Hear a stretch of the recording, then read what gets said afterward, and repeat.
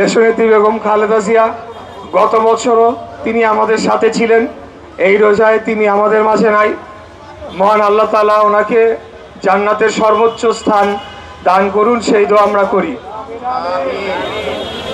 আজকে আমি এখানে এজন্যই এসেছি যে আমাদের রিক্সা, ভ্যান, অটো চালক ভাইদের সাথে ইফতারের আয়োজন করা হচ্ছে।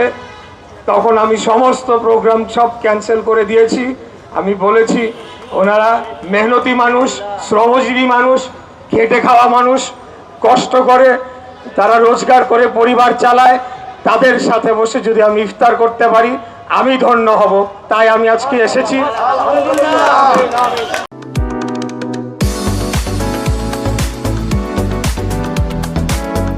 এবং আমি সবসময় খেটে খাওয়া মেহনতি মানুষের পাশে থাকব, তাদের জন্য রাজনীতি করে যাব, তাদের জন্য কাজ করে যাব।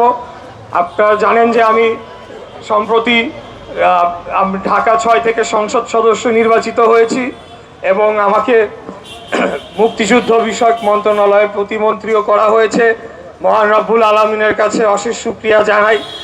আমাকে যতটুকুই দায়িত্ব দেওয়া হয়েছে তার সর্বোচ্চই আমি কাজে লাগাবো কেবলমাত্র দেশ ও জাতির কল্যাণে এবং মজলুম মেহনতি জনগণ তাদের পাশে দাঁড়ানোর জন্য, তাদের জীবনযাত্রা মান উন্নয়ন করে, তাদের সমস্যা কিছুটা লাঘব করে যাতে আমরা একটা সমপর্যায়ে আসতে পারি, সেই ধরনের রাজনীতি করে যাব ইনশাল্লাহ।